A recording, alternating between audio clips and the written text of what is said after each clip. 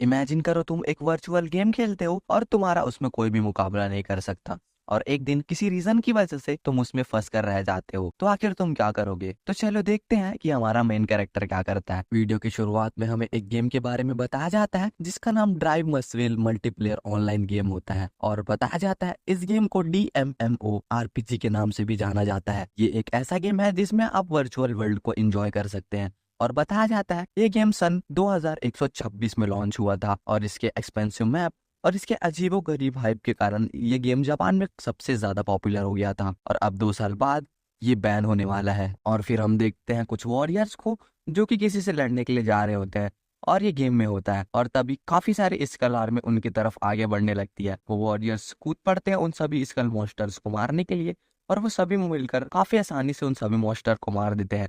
और फिर तभी उन छोटे स्कल मॉन्स्टर को मार कर जैसे ही खत्म करते हैं, उनका सामना होता है उनके मॉन्स्टर के लॉर्ड से, और वो लॉर्ड पलक झपकाते ही उन सभी वॉरियर्स को हरा देता है। और अगले ही सीन में हम उन सभी वॉरियर्स को जमीन पर पड़ा देखते हैं। और गाइस, ये मॉन्स्टर लॉर्ड ही हमारा मेन कैरेक्टर है, और वो मॉन्स्टर लॉर्ड काफी क्रीपी सी स्माइल देता है। और फिर सीन शिफ्ट होता है, हमें यमोंगा और उसके एक दोस्त को दिखाया जाता है। वो दोनों यहाँ पर बैठे होते हैं अपने गिल्ड में। सामने वाला जो बंदा बैठा होता है स्लाइम टाइप से, वो कहता है काफी दिनों बाद मिले यमोंगा। यमोंगा कहता है सोचे नहीं था तुम आओगे यूरो, लगभग हमें 2 साल हो चुके हैं मिले हुए। यूरो बोलता है इतना लंबा समय ठीक नहीं, पर मैं आजकल इतना काम कर रहा हूँ कि मेरी एल्केमी की धज्जियां उड़ गई है, मेरा पूरा शरीर टूट फूट चुका है। और फिर हमें यमोंगा को दिखाया जाता है जो कि वही हमारा मेन कैरेक्टर होता है। वो दोनों एक दूसरे से और भी काफी सारी बात करते हैं, और फिर यूरो कहता है ठीक है मैं अब जाता हूँ। यमोंगा कहता है हमें गेम के शट डाउन होने तक वेट करना चाहिए, पर यूरो चला जाता है, और हम देखते हैं योमोंगा पूरी गिल्ड में बस अकेला बैठा होता है। योमोंगा कहता है मुझे खुशी हुई वो यहाँ आया, सही है, मुझे यकीन है हम दोबारा मिलेंगे, पर कब और कहाँ मालूम नहीं। योमोंगा कहता है ये गिल्ड डोम ऑफ नसारिक जो हमने मिलकर बनाया था, वो लोग इतनी आसानी से ऐसे कैसे हार मान सकते हैं? हाँ, पर उन्होंने मुझे धोखा नहीं दिया। और फिर योमोंगा हमें बताता है अपने गिल्ड वेपन के बारे में। इसे बनाने के लिए हमने गेम को पागलों की तरह खेला, पर उन 30 डिवाइन मेंबर्स ने जिन्होंने गेम खेलना छोड़ दिया, और उसके बाद बाकी उनमें से 3 उन्होंने भी गेम खेलना छोड़ दिया। और बताता है हमारे गिल्ड ज्वाइन होने के लिए 2 चीजों का होना बहुत ज्यादा जरूरी है। एक, आपका कैरेक्टर इंसान नहीं होना चाहिए, और दूसरा, प्लेयर को सोसाइटी का एक काउंसिल मेंबर होना चाहिए। और फिर वो एनपीसी के पास जाता है और उनमें से एक का नाम देखता है। इसका नाम होता है सिलिबस, और ये सब यहाँ के मेट्स हैं जो कि यहाँ की रक्षा करते हैं, पर आज तक कोई भी यहाँ पहुंच नहीं पाया, तो गिल्ड लीडर होने की वजह से। और कहता है मुझे तो तुम सभी के साथ चलना चाहिए। फिर यमोंगा सभी को अपने पीछे आने को कहता है। फिर वो सभी एक गेट के पास पहुंच जाते हैं। यमोंगा उसे खोलता है और सामने एक थ्रोन होता है। यमोंगा उस थ्रोन की तरफ बढ़ने लगता है। फिर हम देखते हैं एक लड़की को जो कि थ्रोन के साइड में ही खड़ी होती है। वो एक एनपीसी होती है, इसका नाम एम्विस्टा होता है। यमोंगा उसे देखकर सोचता है इसे तो मेरे पार्टनर्स ने बनाया था, और फिर वो उसकी सेटिंग से छेड़छाड़ी करने लगता है। और फिर हमें बताता है इसे उमोरा सान ने बनाया था। वो एक अच्छा मेड्स था, पर इसके लुक्स और इसकी कैरेक्टर को वो पसंद नहीं करता था। और फिर योमोंगा सभी एनपीसी को कमांड देता है बैठ जाने के लिए, और फिर इंतजार करने लगता है इस गेम के बंद होने का। और फिर अपने सभी फ्रेंड का नाम याद करने लगता है, और कहता है ये गेम जितनी जल्दी शट डाउन हो जाएगा उतनी जल्दी मैं सोने जाऊंगा।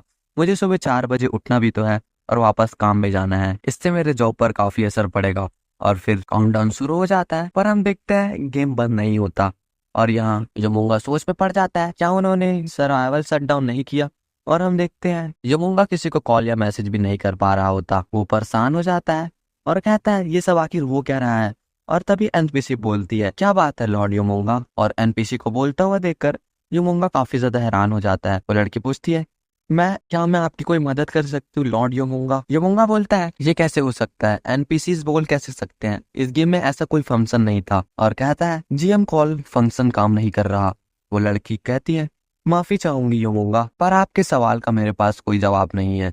जीएम कॉल की कोई जानकारी मेरे पास है ही नहीं। और कहती है अगर आप मेरे इस गलती को सुधारने का मौका देंगे तो मैं आपके हमेशा आभारी रहूंगी। यमोंगा सोचता है क्या मैं एनपीसी से बात कर रहा हूँ, क्या मैं किसी तरह के एरर में आ गया हूँ। गेम में सेटिंग्स जैसे फंक्शन है उसी तरह काम कर रही है, पर मैं अपनी कॉन्सोल यूज नहीं कर पा रहा, और मैं अपने एडमिनिस्टर को कॉल भी नहीं कर पा रहा। और फिर यमोंगा सीटो को ऑर्डर देता है टाउन के बाहर जाकर निगरानी रखने के लिए। वो कहता है अच्छा मैं समझ गया लॉर्ड यमोंगा। फिर यमोंगा बाकी सभी को फ्लोर की रक्षा करने के लिए कहता है, और कहता है किसी को भी घुसने ना दिया जाए। यमोंगा सोचता है सभी एनपीसीज बिना किसी प्रोग्रामिंग कमांड के काम कर रहे हैं। आखिर ये चल क्या रहा है? मुझे जल्दी से जल्दी एडमिनिस्टर से बात करना होगा। अगर मेरा गेम कॉलिंग सिस्टम काम नहीं कर रहा तो शायद मैं मैसेज करने के लिए काम बना सकता हूँ। वैसे क्या मैं मैजिक का यूज कर सकता हूँ? फिर एमपी2 युमोंगा से पूछती है क्या मुझे कुछ काम करना चाहिए। युमोंगा उसे अपने पास बुलाता है। एमपी2 उसके सामने आती है।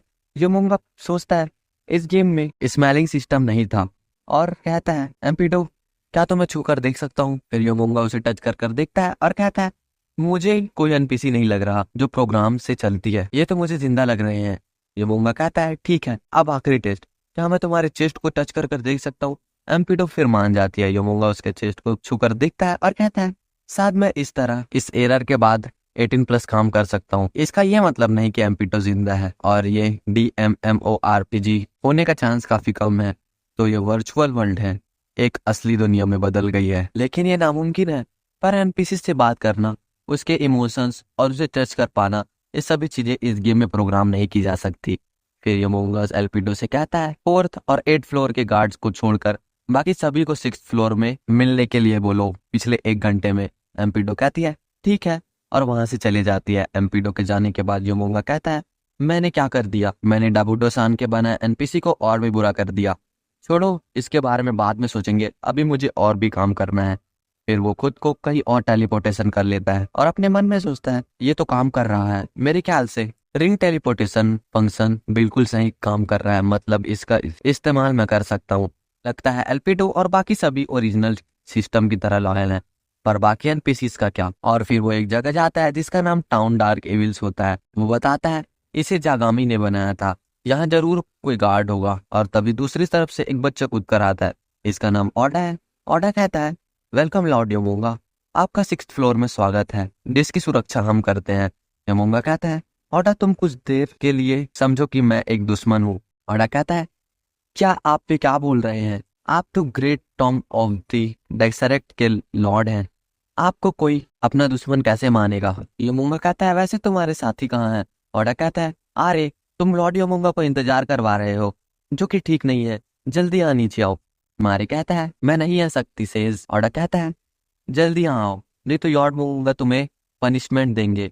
और फिर फोर्स करने के बाद आरे वहां पर आ जाता है। और वैसे आरे एक लड़की है। आरे कहती है आपको इंतजार करवाने के लिए मैं माफी चाहूंगी योमोंगा।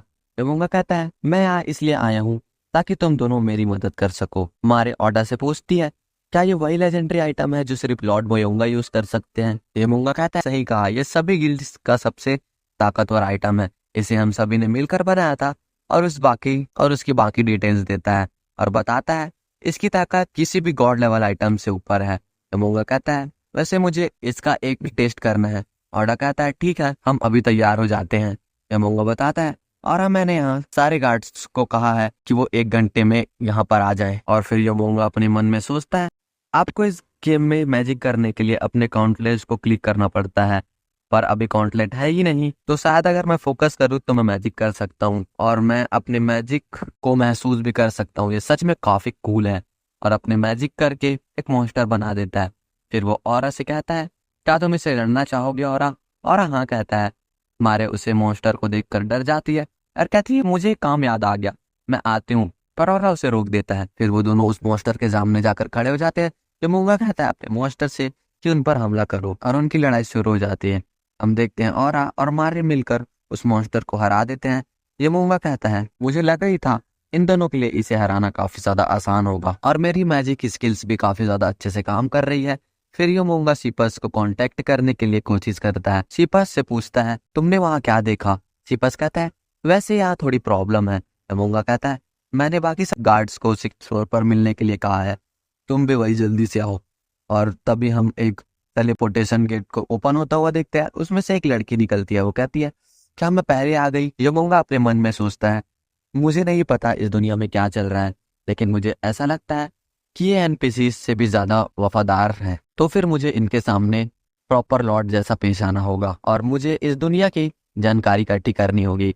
फिर वो सोचता है वैसे मैं इस दुनिया में सबसे ताकतवर हूँ, तो क्या मुझे इस दुनिया में रुक जाना चाहिए? पर यहाँ कोई मेरा दोस्त नहीं, कोई फैमिली नहीं, और हर दिन बस मैं काम करना और सोना, यही मेरी जिंदगी थी। और हम देखते हैं सभी गार्ड 6th फ्लोर में आ चुके होते हैं और फिर वो योमोगा को ग्रीट करते हुए कहते हैं और अपना अपना इंट्रो देते हैं और ये एपिसोड यहीं पर खत्म हो जाता है। तो अगर वीडियो पसंद आए तो चैनल को लाइक और वीडियो को सब्सक्राइब जरूर कर देना। मिलते हैं नेक्स्ट वीडियो में, तब तक के लिए बाय बाय, टेक केयर।